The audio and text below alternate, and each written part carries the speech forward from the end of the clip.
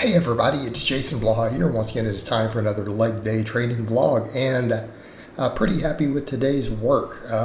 What I started doing is realize I want to kind of do the high bar squatting.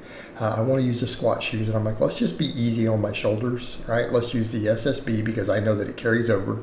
I always can squat more on the straight bar than I can on the SSB, and that's pretty normal. My disparity between the two is much smaller than most guys, by the way. Mine's usually, within 10%.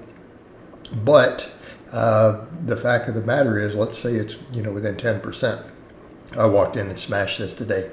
So I went up to, this would be 420 because, again, the bar is 15 pounds over a normal Olympic bar.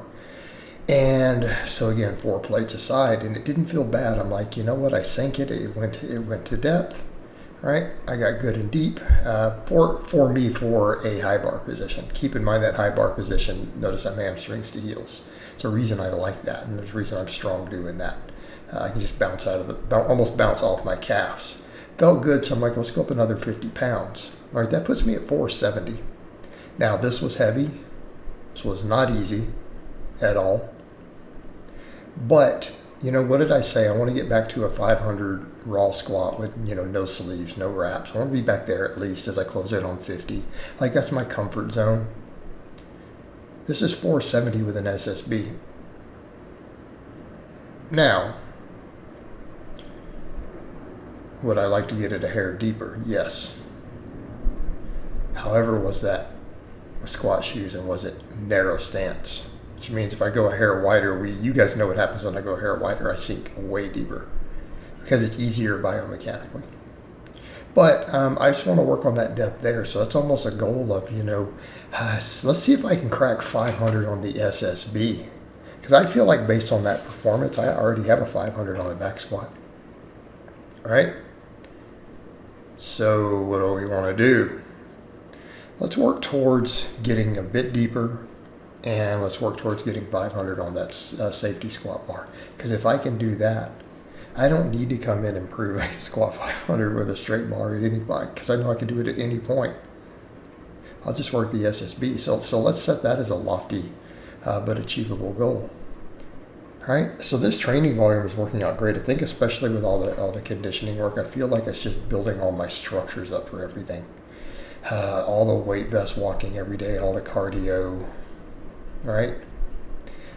Everything's kind of dialing in as I continue to work on getting leaner, filling out my physique, because it feels like all those muscles I'm bringing up are working. It's just helping.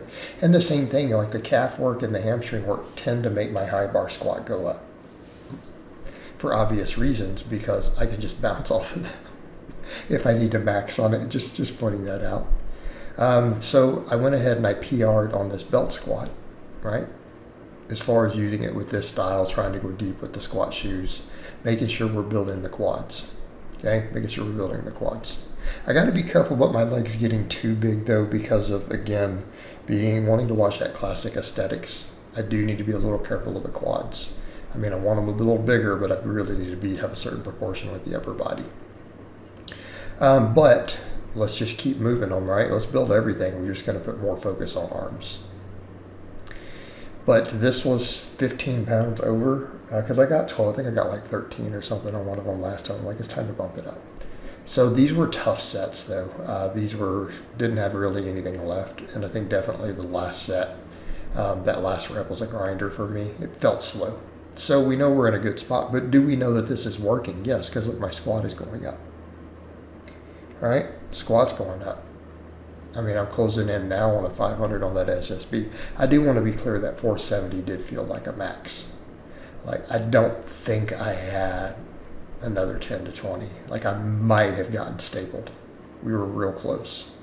Another reason I felt like the depth almost, it's like I got to cut that a little better because I would sink that other one deeper, but that felt deep. But I knew when I went down and came out of it, I'm like, I bet it might be a hair high. So we'll work on it. But overall, I'm happy to have touched my hamstrings and my calves on it. All right.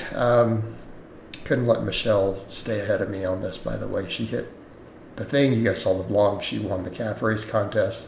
But I'm like, I need to get to this 500. I need the 5 plates. Right? We need to be there. keep blowing those calves up. And since this is really the only calf exercise I do, I'm just going to push it super hard. Notice what my calves are looking like, though. Is it working? That's the question. I think the answer is yes. Keeping in mind, my other leg work works calves. Okay.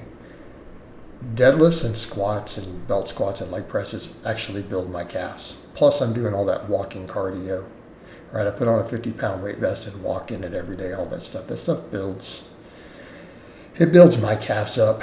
I feel like a lot of that is why the calf strength is going up here.